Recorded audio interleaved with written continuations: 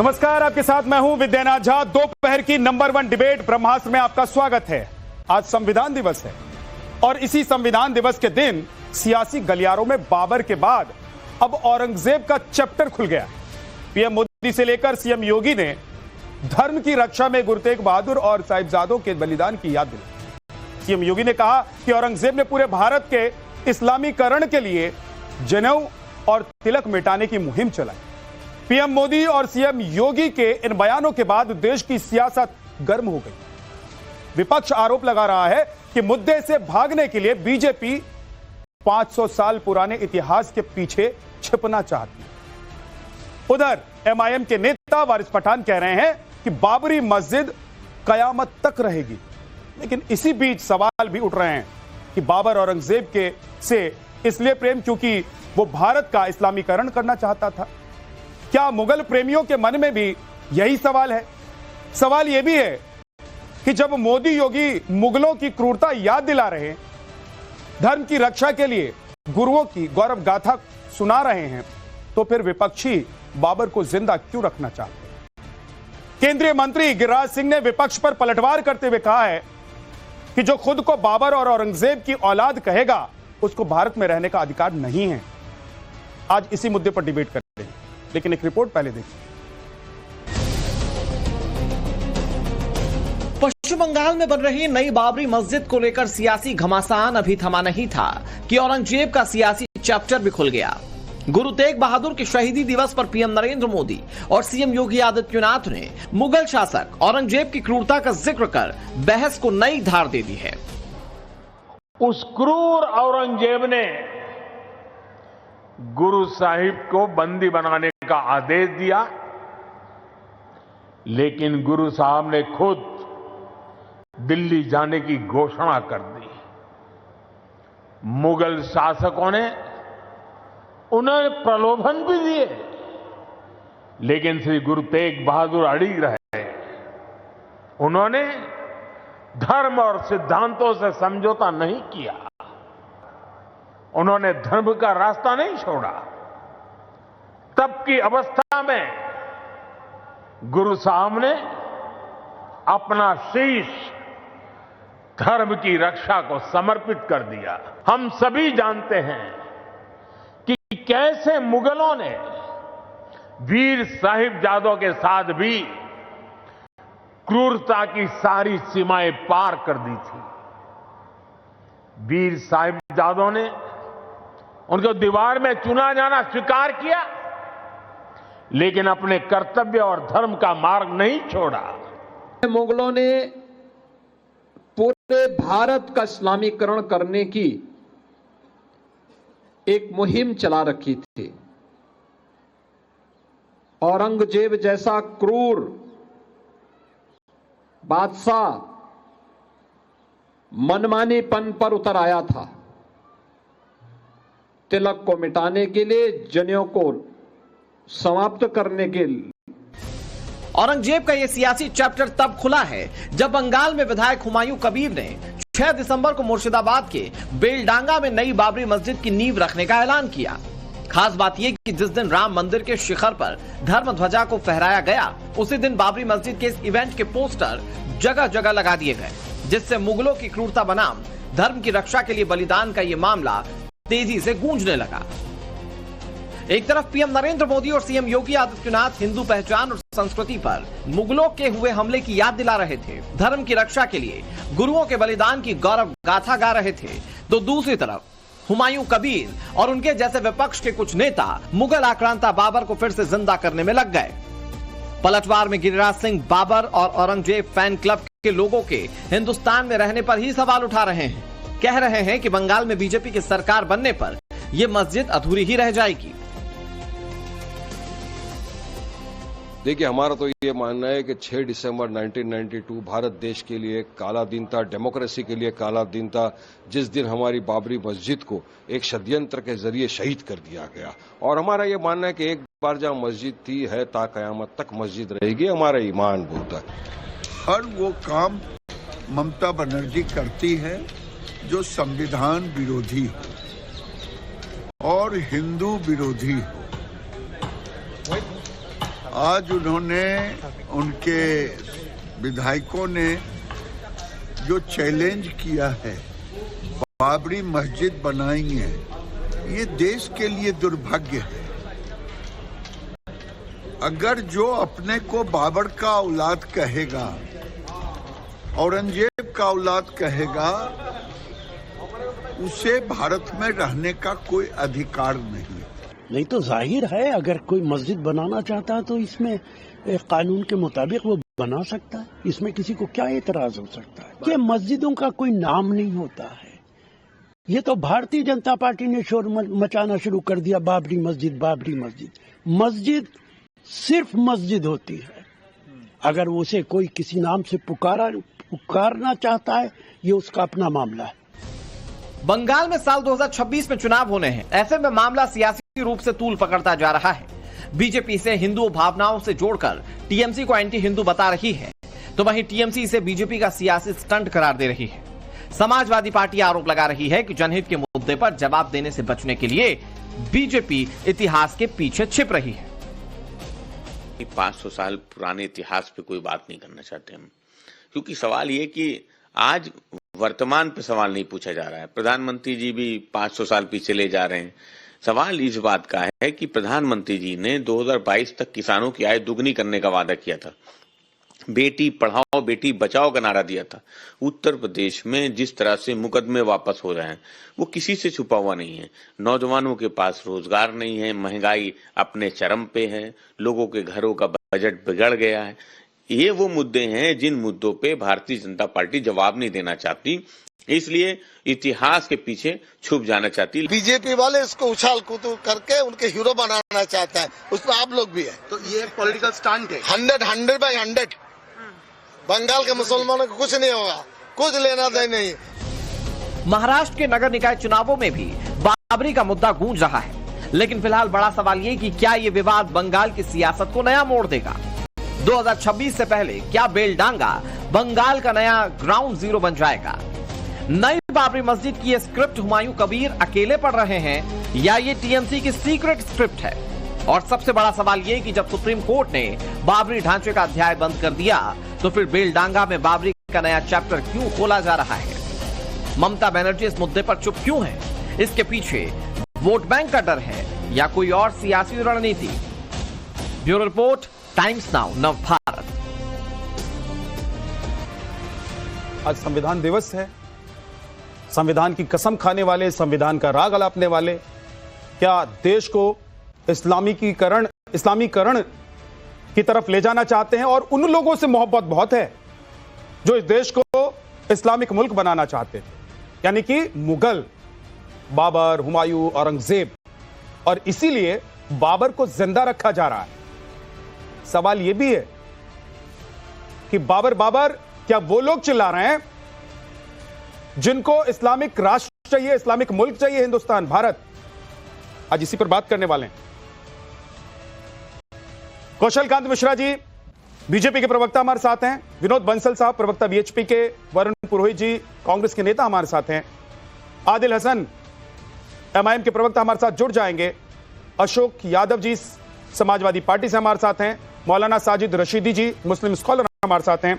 मौलाना साहब साजिद रशीदी जी, बाबर औरंगजेब से इसलिए प्रेम क्योंकि भारत का इस्लामीकरण करना वो चाहता था, और क्या आपके मन में भी या ऐसे लोग जो कह रहे हैं कि बाबरी मस्जिद अगर बन रही है तो क्या दिक्कत है, कि मन में भी यही चल रहा है कि भाई हम भी तो बाबर में कोई राक्षस थोड़ी ना देखते हैं, औरंगजेब में राक्षस थोड़ी ना देखते हैं, हम तो उसमें मुसलमान देखते हैं, इस्लाम देखते हैं? साजिद जी, देखिए, बाबर, औरंगजेब, हुमायूं, इन सब का नाम बार बार लेता कौन है, यह भी एक देखने की बात है।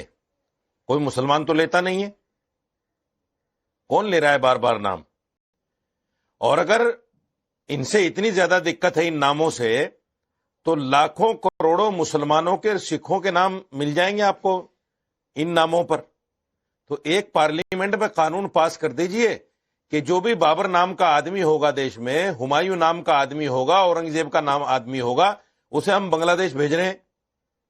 भेज दीजिए उनको बांग्लादेश, देश निकाला दे दीजिए उनको।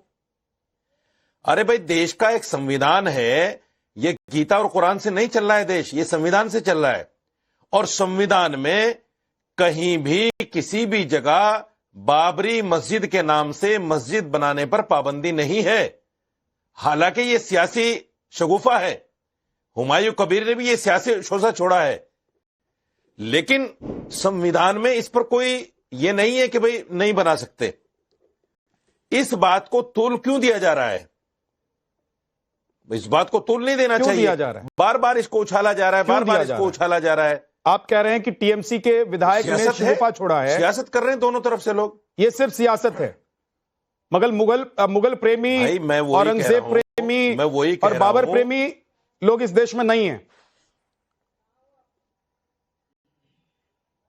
फिर कौन है प्रेमी? किसी मुसलमान के नाम से सुना आपने किसी का नाम? सर, जो कह रहा है मुसलमान नाम लेता है इनका। साजिद साहब जो कह रहा है कि बाबरी मस्जिद बनाएंगे, वो बाबर प्रेमी नहीं है। अरे 40 करोड़ मुसलमानों में अगर एक आदमी सियासत चमकाने के लिए इस तरह का नाम लेता है, उसको बाबर प्रेमी कहेंगे आप? क्या कहेंगे? वो बाबर प्रेमी हो गया, वो सियासत कर रहा है उस नाम पर। और विनोद बंसल जी, जो सत्ता पक्ष के लोग हैं उस सियासत में भागीदारी करके विनोद बंसल जी इस मामले को तूल दे रहे हैं। साजिद रशीद जी कह रहे हैं कि भाई एक प्रोपेगेंडा है, शिगुफा है, जो राजनीतिक फायदे के लिए है सिर्फ। लेकिन मैं ये पूछ रहा हूं सवाल कि योगी मोदी जी ने कल एक लकीर खींच दी। मोदी जी ने कहा कि हम गुलामी की मानसिकता से 10 साल के भीतर निकल जाएंगे, ये प्रण हमको लेना होगा। योगी जी ने कहा कि औरंगजेब इस देश को, इस राष्ट्र को इस्लामिक राष्ट्र बनाना चाहता था, इस्लामिक मुल्क बनाना चाहता था। और आज जो लोग बोल रहे हैं बाबर के सपोर्ट में, औरंगजेब की सपोर्ट में, वो क्या उनकी औलादे हैं जो गिरिराज सिंह कह रहे हैं? देखिए, बात यह है कि जो अभी साजिद रशीदी जी ने बोला कि भाई कोई मुसलमान तो ऐसा कह नहीं सकता, तो इसका मतलब दूसरी बात मुझे ये समझ में आती है, चूंकि हुमायूं ने जो अपना बायोलॉजिकल जो फादर है उसको बदल लिया, अब उसने बाबर को अपना बाप बना लिया। कुछ लोग ऐसे हैं जो कि अपना बाप बदल रहे हैं, कुछ लोग एक के साथ 4-4 बाप बना रहे हैं। मुझे समझ में नहीं आता आखिरकार जो अभी आपने जिसका वाइट चलाई थी कि अभी वो जो AIMM की जो मुसलमान पार्टी है, मुसलमान पार्टी का प्रवक्ता कहता है कि वहां बाबरी रहेगी। अब मुझे बताइए कौन सी बाबरी है? जो राम जन्मभूमि पर कभी थी, धूल धूसरित होगी, वो बाबरी है? या जो कोर्ट ने निर्णय देकर के एक दूसरी जगह बनाई वो बाबरी है? या जो मुर्शिदाबाद में जो जिसकी नींव रखी जाने वाली वो बाबरी है?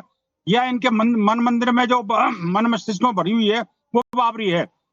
देखिए, कुल मिलाकर के ये बाबरी और बाबरवादी सोच, ये पूरे सारे जो इस्लामिक जिहादी तत्व हैं, जो कट्टरपंथी मुस्लिम नेता हैं, उनके लिए जो है ना एक खाद पानी का काम कर रही है। मुझे लगता है कि राजनीतिक रोटियां सेकने के लिए भी है ये, और अपनी कट्टरपंथी सोच को आगे बढ़ाने के लिए भी है। आप देखिएगा जो जिहादी आतंकवाद जो पनप रहा है देश के अंदर, उसके जड़ में यही मानसिकता है। मैं कहता हूं प्रधानमंत्री जी ने जो कहा कि 10 साल का जो टारगेट बनाया है ना जी, कि गुलामी की मानसिकता को हमें समाप्त करना है, वास्तव में हम अपनी नहीं, इनकी गुलामी की मानसिकता को भी समाप्त करना है। हमारा 10 साल का ये टारगेट जो है ना जी, ये नहीं है कि सिर्फ हमारे अंदर जो है वो करना है। जो भी गुलाम है इस देश के अंदर, वो जो सारे के सारे गुलाम या तो अपनी गुलामी की मानसिकता नहीं। विनोद जी, मुझे ये बताइए ना, अगर कोई बाबरी मस्जिद बनाना चाहता है, कोई बाबर का नाम ले रहा है, उनके सपोर्ट में या उसके साथ खड़ा हुआ दिखाई दे रहा है, तो वो बाबर का औलाद हो गया और उसको देश में नहीं रहने का हक है? गिरिराज सिंह कह रहे हैं। नहीं, मैं ये कह रहा हूं देश में रहने की बात नहीं है रही। बात यह है कि बाबर का भक्त तो है ही है वो, इसमें तो कोई दौरा नहीं है। नहीं तो जब आप कह रहे हैं कि गुलामी की मानसिकता से हमको बाहर निकलना है, तो फिर ऐसे लोगों को देश में आप कैसे रहने देंगे? निकालेंगे ना जी, इनकी मानसिकता को निकालेंगे हम। इनकी मानसिकता को समाप्त करना है, ये मानसिकता को मारना है हमें, यही तो काम है। वो कौन सी मशीन है जिससे किसी की मानसिकता आप बदल देंगे? आप कांग्रेस की विचारधारा बदल देंगे क्या? समाजवादी पार्टी की विचारधारा बदल देंगे क्या? आप देखते जाओ, सारे बदल जाएंगे, आप चिंता मत करो। ये सब राम की तरफ लौटने वाले हैं। आप धर्मध्वजा लहरा रही है, ये जो धर्मध्वजा कल लहराई है ना जी, तो घर वापसी का राम मंदिर की नहीं है, वो राष्ट्र मंदिर की है। तो करोड़ों लोगों की धर्मध्वजा, करोड़ों लोगों की घर वापसी कराएंगे क्या? करोड़ों लोगों को धर्म के मार पाएंगे हम, अधर्म छोड़। तो फिर ये सेक्युलर देश कैसे रह जाएगा? से बाहर निकालेंगे। फिर ये सेक्युलर देश कैसे रह जाएगा? बिल्कुल सेक्युलर रहेगा, सेक्युलर राष्ट्र ही रहेगा ये। और ये सेकुलरिज्म की यही पहचान है कि सबका सम्मान करो, लेकिन भारतीयता का आदर करो। जो भारतीयता का आदर करेगा, जो भारत के दुश्मनों के साथ में जो दुश्मन की तरह व्यवहार करेगा, वही इस देश के अंदर रहेगा। साजिद जी, आप कुछ जवाब देना चाहते हैं? बोल लीजिए सर, जल्दी से। जी, मैं ये कह रहा हूं मेरे भाई कि जो लोग आजादी में अंग्रेजों के साथ इलू कर रहे थे ना, आज वो राष्ट्रभक्ति का सबक पढ़ा रहे हैं। अलीगढ़ मुस्लिम यूनिवर्सिटी में है। दूसरी बात ये है, मुसलमानों से और इस्लाम से दुश्मनी इस्लामिया में है यार, बीच में अभी कुछ बीच में बोल रहे हो और पाकिस्तान चले गए थे। बड़ी बीमारी है ये, वो सारे के सारे पाकिस्तान चले गए थे अंदर। वाले गए। क्यों बोलते हो बीच में? अरे तो क्यों बोलते हो? क्यों इतनी बातें कर रहे हो भाई? ये पता है बीमारी है। जिन मुसलमानों ने अपने नंबर पे भारत की स्वतंत्रता में सहभागिता की थी, वो सारे के सारे मुस्लिम लीग में चले गए। बात पूरी कर एक एक करके विनोद जी, उनको बोल लेने दीजिए, फिर बोलिएगा आप। मुझे बात पूरी कर लेने दो। विनोद जी रुक जाइए थोड़ा सा। मुझे बात पूरी करना पड़ेगा ना जी। हाँ ठीक, बोलिए। दूसरी बात ये है, कुछ लोग इस्लाम और मुसलमान की दुश्मनी में इतना उन्होंने अपना मस्ती खराब कर लिया है कि उनको हर वक्त जिहादी ये सब चीज नजर आती है। जिहाद इतना पाक लफ्ज है, जिहाद का मतलब दिफा है, जिहाद का मतलब अटैक नहीं है। पूरी इस्लामी तारीख पढ़िए, आप कुरान पढ़िए, जिहाद में कहीं अटैक करने को नहीं कहा गया। ये तो फिर बोल रहा है, देखो ये आदमी फिर बोल रहा है। ये मानसिक रूप से ग्रस्त हो गए ये लोग। अरे बोलना नहीं, इनको पता ही नहीं है अपनी इस्लामिक संस्कृति। अरे बीच में क्यों बोलते हो तुम? आपकी इस्लामिक जिहादी बीच में क्यों बोलते हो? तुम्हारा नंबर आएगा, बोल लेना। बोलोगे, आपकी औकात ऐसी है, मैं नहीं बोलूंगा उन शब्दों का प्रयोग। ये क्या? लेकिन ये बताओ एक एक करके। ये विनोद जी प्लीज, विनोद जी प्लीज, मिर्ची लगती है तुम्हें, हर बात में मिर्ची लगती है। ठीक है, साजिद रशीदी जी बोलिए, आप कंप्लीट कीजिए। हर बात में मिर्ची लगती है। अरे सही तो मुझे पूरी कर लेने दो। जब आपका नंबर आएगा बोल लेना जितना चाहे, जो भी जहर उगलना उगल लेना। अरे जहरीले देखो मैं फिर कहता हूं, प्लीज मुझे ऑडियो डाउन करना पड़ेगा, एक एक करके बोलिए। ना तो ये देश कभी हिंदू राष्ट्र बन सकता, ये देश कभी हिंदू राष्ट्र नहीं बन सकता। ये इनका पागलपन है, इनकी बुद्धि खराब हो गई है। ये देश कभी हिंदू राष्ट्र नहीं बन सकता। जो ये सोचे बैठे हैं ना दिमाग में कि मुसलमानों को भगा देंगे, मुसलमानों को दबा के रखेंगे, पागलपन उन लोगों का है जो बाबरी मस्जिद बना रहे हैं, जो बाबर के जाने के बाद भी बाबर की माला जप रहे हैं, जो बाबर को जिंदा रखना चाहते हैं, जो इस देश में इस्लामीकरण करने के लिए आए हुए मुगलों को जिंदा रखना चाहते हैं, उनकी मानसिकता को जिंदा रखना चाहते हैं, या वो लोग हैं जो कह रहे हैं कि भाई बाबर मुगल इन सब से आगे निकलकर अब इस मानसिकता से बाहर निकलना है। बाबरी के नाम पर मस्जिद बनाने से संविधान या कानून मना करता है क्या? नहीं करता है मना। एक बात का जवाब दे। नहीं करता है मना। संविधान या कानून मना करता है क्या बाबरी? आप पाकिस्तान में जाकर बस जाइए, संविधान उसके लिए भी मना नहीं करता है। बनाना है, बनाने दो जिसको बनाना है। किसी को क्यों मिर्ची लग रही है भाई? किसी को क्यों मिर्ची लग रही है जब कानून और संविधान मना नहीं करता? बनाने दो जो बना रहा है। ठीक है, ओके। कौशल कांत जी, आप लोगों की दिक्कत क्या है? आप लोगों की दिक्कत क्या है? कौशल कांत मिश्रा जी, योगी जी कह रहे हैं कि औरंगजेब इस्लामीकरण इस देश में करना चाहता था, मुगल इस्लामीकरण करना चाहता था, इसीलिए उस मानसिकता से बाहर निकलना है। लेकिन क्या आप लोगों की दिक्कत यह है कि जो दूसरा पक्ष है वो मुगलों को जिंदा रखना चाहता है, औरंगजेब को जिंदा रखना चाहता है, बाबर को जिंदा रखना चाहता है? या आप लोगों की दिक्कत यह है कि इस देश में आप लोगों की चलेगी, हिंदुत्व की चलेगी, हिंदुओं की चलेगी, मुसलमान और इस्लाम की नहीं चलेगी? विद्यानाथ जी, पहले तो समझिए कि जो भी आक्रांता आए थे, जिन्होंने भारतवर्ष को लूटा, भारतवर्ष को बर्बाद किया, उन सभी को जो गुलामी के चिन्ह उनके छूटे हुए उन सबको खत्म किया जाएगा। उससे देश को आजादी दी जाएगी। साफ साफ बोल रहा हूं। और अगर कोई भी धमका रहे हैं आप, तो मैं धमका नहीं रहा हूं। आप लोग इन बिटवीन द लाइन्स पढ़ते हैं ना, मैं साफ साफ बोल रहा हूं भाई। कोई भी आदमी, सरकार है सर। अरे सर, आप सुनना चाहते हैं सही, या तो मैं भी वैसे गोल गोल घुमाऊं जैसे रशीदी साहब घुमा रहे हैं। क्लियर कट यही बोल रहा हूं। वो आक्रांता, वो मुगल, वो लोग जो भी आए थे जिन्होंने भारत को लूटा, चाहे वो अंग्रेज हो चाहे वो मुगल हो, जिन्होंने यहाँ की सभ्यता को लूटा, जिन्होंने यहाँ के मंदिरों को लूटा, कोई भी उसकी निशानी भारतवर्ष में नहीं रहेगी। ये वादा है। अब मस्जिद हमेशा खुदा के नाम की होती है।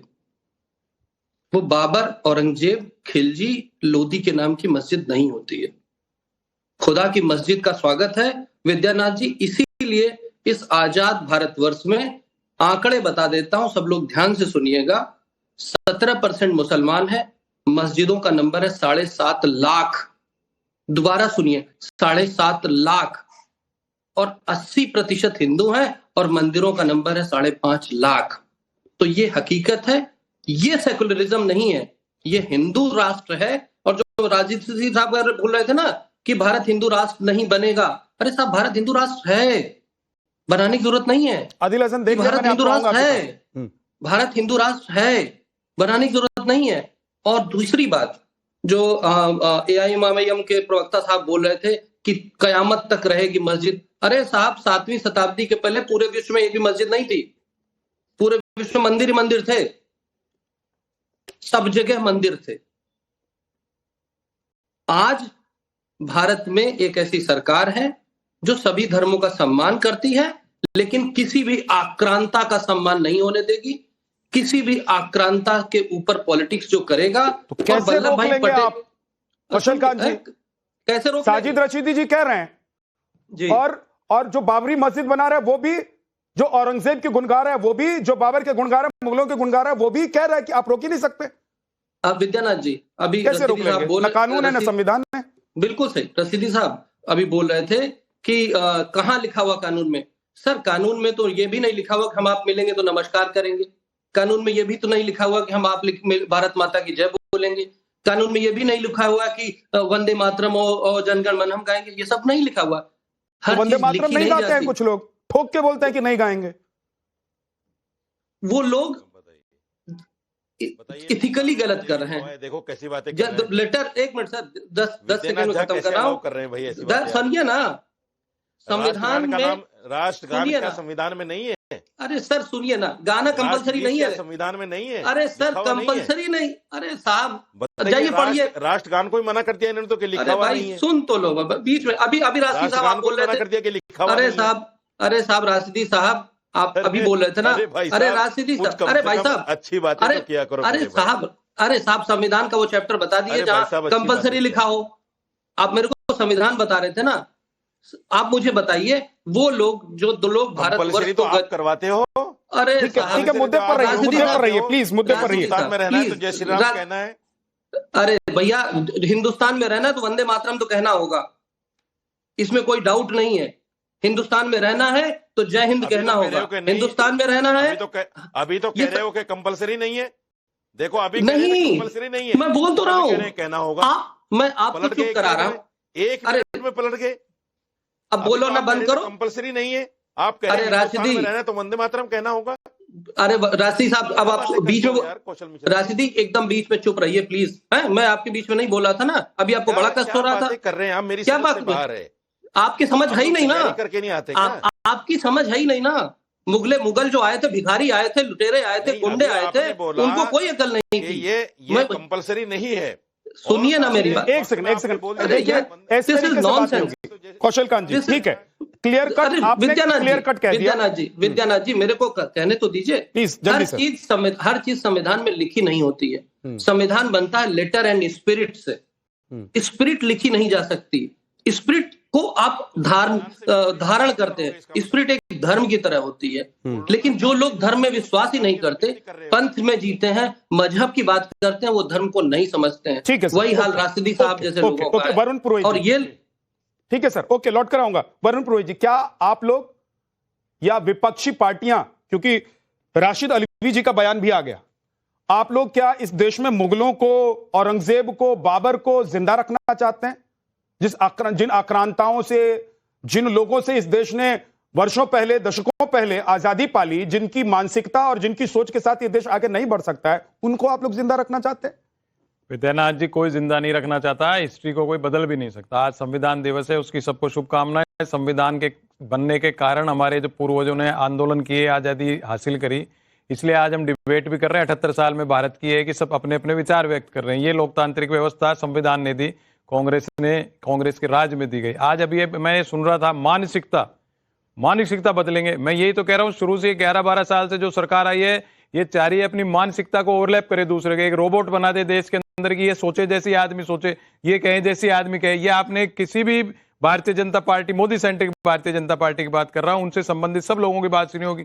हम कहते हैं जैसे करो, हम जैसे ऐसे बोलो, आप ऐसे क्यों बोलते हो, आप ऐसे क्यों करते हो। ये फॉर्मेट जिन्हें आप मंत्री जी सुना रहे थे, जो मीट के ब्रांड एम्बेसडर हैं, वो तो कल को कहने लग जाएंगे सब मीट भी खाओ, नहीं तो आपकी मानसिकता खराब है, हम बदल देंगे। तो ये चीज जो इनका कॉन्सेप्ट चल रहा है, वो बड़ा एक बॉक्स के अंदर है। ब्रॉड माइंडेड लोग तो ये है नहीं। अब आप मुझे बताइए, किसान आंदोलन हुआ, उनको क्या क्या नहीं कहा, आंदोलन जीवी, आज पता नहीं क्या क्या, मैं तो नहीं बोल सकता ऐसे शब्दों को। तो वो भी तो पंजाब से आ रहे थे, जहां आज प्रधानमंत्री जी हमारे गुरुओं का जब रेफरेंस दे रहे थे, तो उनका भी रेफरेंस देते। आप ये अभी हर बात में आपने देखा होगा किसी दूसरे को दोषी ठहराना, हम ऐसे कर देंगे, वैसे कर देंगे। भाई ऐसे कैसे कर दोगे आप? लोकतंत्र है भारत के अंदर। अभी आपने बहुत बढ़िया प्रश्न पूछा कि भाई आप बाबर और औरंगजेब और इनके नाम ले रहे हो, तो भाई क्यों नहीं आप संविधान संशोधन कर देते हो? 10 साल बाद कर देंगे, 10 साल बाद, महिला आरक्षण भी 10 साल बाद, फिर 20 साल बाद, ऐसे जुमले फेंकते जाओ और पूंजीवाद देश में बढ़ाते जाओ, देश को बेचते जाओ हर तरीके से। अरे भाई पेट की आग जब तक नहीं बुझाओगे, लोग बच्चों को नौकरियां नहीं दोगे, जब तक क्या होगा? असली मानसिकता तो आपकी बदलो आप। जी, संविधान में तो ये भी नहीं लिखा हुआ है कि मुनीर के नाम से मस्जिद बनाओ या नहीं बनाओ। अगर इस देश में कोई बनाना चाहे तो बना सकता है, लेकिन लेकिन मुल्ला मुनीर के नाम पर अगर कोई इस देश में मस्जिद, मंदिर या कोई भी ऐसी संस्था बनाना चाहता है, तो उसकी मानसिकता वो मानसिक तौर पर बीमार है, वो रोगी है मानसिक रूप से, या आप कहेंगे कि संविधान ने तो नहीं बोला हुआ? नहीं, संविधान मुल्ला मुनीर के नाम पर कर लो। अब आप मेरी बात, बड़ा सा आयोजन कर लो सर।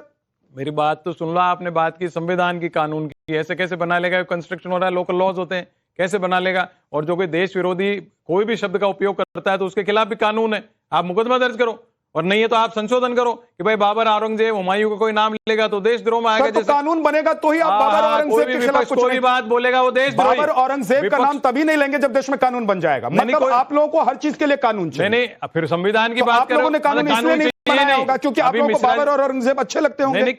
ये हर किसी को अच्छे लगते हैं। सरकार जब केंद्र में थी सर, तो आप लोगों ने कानून इसलिए नहीं बनाया होगा क्योंकि आप लोगों को बाबर और औरंगजेब और उनके चाहने वाले अच्छे लगते होंगे। मुझे बताओ, आप हिस्ट्री किसने पढ़ी? हिस्ट्री किताब पढ़ी है कि नहीं? बैठे हैं जिन्होंने, सबने पढ़ी है कि नहीं पढ़ी? उसमें क्या क्या लिखा हुआ है? आप बदल लेते अब तक हिस्ट्री को, क्यों नहीं बदला आपने? 12 साल से हिस्ट्री को बदल नहीं पाए। यहाँ बैठ के दूसरों की मानसिकता बदलने की बात करते हो, बीच बीच में बोलते हो। यही तो है आपकी मानसिकता कि दूसरे को बोलने नहीं देंगे, दूसरे की आवाज दबाएंगे।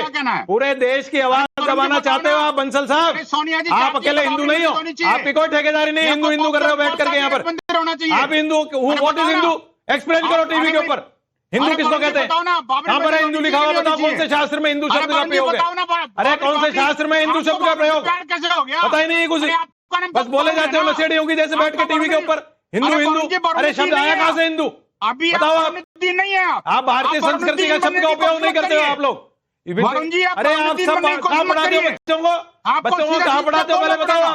आप पढ़ाते हो सारे मिशनरी स्कूलों में, आपके सबके बच्चे मिशनरी स्कूलों में सारे भाजपा नेता होंगे। मैंने कराया एडमिशन कई मंत्रियों के, आपके बच्चों के सेंट जेवियर स्कूल में मैंने कराया। कितने मंत्रियों के बच्चे बीजेपी के मंत्री पोते नाती मैंने कराए, प्रूफ है मेरे पास। बंद कर दो मिशनरी स्कूल में पढ़ाना। क्यों पढ़ाते हो मिशनरी स्कूलों में? अब ये जवाब नहीं है, ये जवाब नहीं है, ये जवाब नहीं है। मिशनरी स्कूलों में क्यों पढ़ाते हो बच्चों को? विद्यानाथ जी जवाब नहीं है लोगों के पास में। आदर्श विद्या मंदिर में क्यों नहीं पढ़ाते हो? विनोद बंसल जी के पास जवाब है कि नहीं है? लेकिन वरुण जी एक सेकंड, विनोद जी रुक जाइए। मुझे नहीं पता विनोद जी इसका जवाब दे पाएंगे कि नहीं दे पाएंगे, लेकिन मिशनरी स्कूल में बच्चों को पढ़ाना इसलिए लोग चाहते हैं या भेजते हैं क्योंकि उनको लगता है कि दुनिया में जब वो बाहर जाएंगे, हिंदुस्तान से बाहर जाएंगे या हिंदुस्तान में भी जब वो काम करेंगे, तो उनको इंग्लिश पढ़ना लिखना आना चाहिए, इंग्लिश दा भी वो होना चाहिए। लेकिन इसका मतलब एक सेकंड रुकिएगा वरुण जी, इसका मतलब यह नहीं है कि वो अपने बच्चों को यह सिखाते हैं कि तुम अपनी संस्कृति भूल जाओ, तुम हिंदू हो यह भूल जाओ, तुम जनेऊ संस्कार मत करो, 16 संस्कारों में शामिल मत हो, या फिर मंदिर मत जाओ, तुम मस्जिद जाओ, तुम गिरजाघर जाओ। जिसको जहां जाना है वो जाता है, मिशनरी में पढ़ता है, प्राइवेट स्कूल में पढ़ता है या सरकारी स्कूल में पढ़ता है। सवाल यह नहीं है, सवाल यह है वरुण जी कि यह मानसिकता बाबर, औरंगजेब, हुमायूं, यह मानसिकता इस देश में कब तक रहेगी? नहीं, कहा है ये मानसिकता, आप मुझे बताओ ना। राशिद अल्वी कह रहे हैं, राशिद अल्वी ने नेता क्या कह रहे मस्जिद हैं? बनाने के लिए कहा है, बाबरी शब्द का इन्होंने कहा कोई किसी नाम से रख सकता है लेकिन मस्जिद बना सकता है, तो आप लोकल लॉ से परमिशन लेके सर बनाइए। मैं ये कह नहीं रहा हूं, देखिए मस्जिद तो जिसको जो मन चाहे बनाया, और उन्होंने कौशल कांत जी ने बताया कि इस देश में कितने मुसलमान हैं, कौशल कांत जी ने ये नहीं बताया कितने मंदिर खंडर हो रहे हैं, कितने मंदिर प्राचीन हजारों साल पुराने खंडर हो रहे हैं, कर देते पुनर्निर्माण, जीर्णोद्वार का पुण्य मिलता है शास्त्रों में। कितने मंदिरों का पुनर्द्वार किया आपने? जीर्णोद्वार किया। ठीक है, जल्दी से 20 सेकंड में कौशल कांत जी, 20 सेकंड में आदिल को भी रखिए स्क्रीन पर। आदिल मिश्रा जी, कितने मंदिरों का वो बताओ देश के अंदर पुण्य मिलता है जीर्णोद्वार करने से सबसे ज्यादा? अरे अब जवाब तो सुनने सर। बोले। पूरे देश के मंदिरों को गुलाम बनाने का काम आपकी सरकार ने ही तो किया हुआ है। अरे सारा सोना तो निकाल के ले जा रहे हो, पंडित पुजारियों को आप सजा दे रहे हो। अरे यार अभी आप गलत क्यों बोल रहे हो? कांग्रेस ने क्यों किया? वरुण जी प्लीज, गलत थोड़ी आरोप लगाओगे आप, बोलो। पुरोहित जी अभी आप बैठे ज्ञान दे रहे थे, बीच में नहीं बोल रहा। मैंने किसी को नहीं दिया है ज्ञान। सुनिए ना, अब सुनो, जवाब सुनो ना, हिम्मत है तो सुनो ना। कांग्रेस की सरकार रही है इस देश के 80% टाइम। संस्कृत कमीशन बनाया गया था 1955 में, जवाहरलाल नेहरू ने बनाया था, डस्टबिन में डाल दिया। मंदिरों को जोड़ने के लिए एक HRNC डिपार्टमेंट का पूरा एक कमीशन बना था 62 में, नेहरू जी ने बनवाया था, वो डस्टबिन में डाल दिया गया था। कभी पढ़ तो लो भैया जाकर के। और कैसे हुआ? अरे सुन तो लीजिए ना, 80% कैसे हुआ बताओ पहले आप। क्या अरे सुन लो यार, अरे कुछ भी सुन लो, मानसिकता अनसेंट कर दो मेरे दिमाग को, करना चाहते हो क्या? 80% कैसे हुआ बताओ। पुरोहित सुन लीजिए, उनको जवाब दीजिएगा ना भाई। आप अपना टाइम है, जवाब दे देना, मेरे को गलत कर देना। जी बोले। तमिलनाडु में सरकार ने मंदिरों से 5 लाख किलो सोना ले लिया आपकी संरक्षण में। 1977 से लेकर के 2017 तक का आंकड़ा है, कोर्ट में लिखा हुआ है किसने लूटा। मंदिरों के सोनों को खोदने का काम कौन कर रही थी? पद्मनाभन। केरला में मंदिर के अंदर घुसने की बात कौन कर रहा है? पद्मनाभन स्वामी के मंदिर के सोना निकालने की बात कौन कर रहा है? ये सारे आंकड़े आपके जमाने में। एक आखिरी आंकड़ा बता देता हूं, जो हमारा जगन्नाथ मंदिर है उसकी 7 करोड़ एकड़ जमीन है। देशवासियों सुन लीजिए, 7 करोड़ एकड़ है। इस कांग्रेस की सरकार के चलते हुए वो घट करके 3 करोड़ एकड़ आज भी बनी हुई है। समस्या क्या है कि मंदिरों, अरे सुन लीजिए सर, ठीक है सर, एक मिनट देखिए, आज गुस्सा हो जाएंगे अशोक यादव जी, मुझसे गुस्सा हो जाएंगे, मैं उनके पास जा ही नहीं पाया हूँ। अशोक यादव जी बुरा मान जाएंगे, गुस्सा हो जाएंगे। जब मैं आंकड़े देता हूं तो सबकी सर प्लीज उस पर डिबेट अलग से कर लेंगे सर, उस पर डिबेट अलग से कर सकते हैं कि कहां किसकी सरकार है और वहां पर किसने क्या किया। लेकिन आज कम से कम जिस मुद्दे पर हम लोग, वरुण जी जिस मुद्दे पर है उस मुद्दे पर रहते हैं। अशोक यादव जी, बाबर, मुगल या उनकी औलादों को कौन जिंदा रखना चाहता है? क्या उनकी औलादें आज भी हिंदुस्तान में हैं? और जैसे गिरिराज सिंह कह रहे हैं कि उनकी औलादों को हिंदुस्तान में नहीं रहने दिया जाएगा, वो नहीं रह सकते हैं, तो आप लोग ऐसे लोगों को क्यों जिंदा रखना चाहते हैं? जिसने जनेऊ उतरवाया, जिसने लोगों का मर्डर किया, रेप किया, हिंदुस्तान का इस्लामीकरण करना चाहता था। विद्यानाथ जी, अगर ये चीज को अगर ईमानदारी से आप पूछे और ईमानदारी से अगर मैं जवाब दूं, तो बाबर, औरंगजेब या मुगल को अगर कोई जिंदा रखना चाहता तो RSS और भाजपा, क्योंकि बिना उनके जिंदा किए इनकी राजनीति नहीं सकती है। उनको जिंदा करना इनकी मजबूरी है। उनको कब्र से खोद के लाएंगे जब चुनाव होता है तो। और दूसरी बात देखिए, आपने अभी कल मोदी जी कल लॉर्ड मैकाले की बात कर रहे थे, डलहौजी की बात कर रहे थे। आप ये बताइए, अभी अडम गोडवी जी की एक लाइन है कि जो डलहौजी न कर पाया वो ये हुकाम कर देंगे, कमीशन दो तो हिंदुस्तान को नीलाम कर देंगे। आज भी उसी डलहौजी, उसी लॉर्ड मैकाले की और उसी मुगल की आत्मा भाजपा सरकार के अंदर बस रही है। मनसा वाचा कर्मणा, तीनों तरह से मुगल और अंग्रेजों की आत्मा भाजपा के अंदर बसी हुई है। मुगलों का या अंग्रेजों का आप देखेंगे इतिहास तो 2-3 चीजें बेसिक थी, वो लूट करना, लोगों पर अत्याचार करना। वही दोनों काम भाजपा कर रही है, लेकिन रामनामी ओढ़कर भाजपा तो कह रही है कि सर ऐसी मानसिकता से बाहर निकलना है। वही तो मैं कह रहा हूं, ये उसी मानसिकता से ओतप्रोत हैं, मुगलों की मानसिकता से, अंग्रेजों की मानसिकता से। मैंने 2 चीजें बताई, ये उत्पीड़न, जो राम मंदिर नहीं जा रहा है, जो राम से दूरी बना रहा है, जो बाबर मस्जिद को सही ठहरा रहा है, वो उनकी मानसिकता से ओतप्रोत है या वो उनकी मानसिकता से ओतप्रोत है? अशोक यादव जी, जो ये कह रहा है कि ऐसी मानसिकता से देश को 10 साल में बाहर निकलना होगा। देखिए मैं एग्जांपल आपको दे रहा हूं 10 सेकंड। देखिए वही योगी सरकार मां गंगा के सफाई अभियान का पैसा लूटने वालों को बुलडोजर नहीं चलाती है। दाल मंडी जो कि कई पीढ़ियों से उसका ऐतिहासिक महत्व है, लेकिन उस दाल मंडी को गिरा रही है। ये सब डिबेटेबल है। मेरे सवाल का जवाब नहीं दे रहे हैं अशोक जी। पूछिए। मैंने पूछा ना आपको कि भाई वो लोग जो कह रहे हैं 10 साल में गुलामी की मानसिकता से बाहर निकलना होगा, मुगलों की मानसिकता से बाहर निकलना होगा, वो ओतप्रोत हैं मुगलों से या वो ओतप्रोत हैं जो कह रहे हैं कि बाबरी मस्जिद बना लिया तो कौन सा संविधान में मना कर देगा और संविधान में लिखा हुआ है कि नहीं बना सकते हैं? देखिए या अगर बाबर की तारीफ कर दी, औरंगजेब की तारीफ कर दी, तो कौन सा संविधान मना कर लेगा, रोक लेगा? कौन सा कानून रोक लेगा? तो देश में अब इसके लिए भी कानून आना चाहिए। इसकी वकालत कर रहे हैं भाई। देश में हर चीज, अगर आपकी नैतिकता भी कानून से चलेगी तो मुझे लगता है कि एक वक्त ऐसा आएगा जब इस देश में नैतिकता के लिए भी कानून बनाया जाए।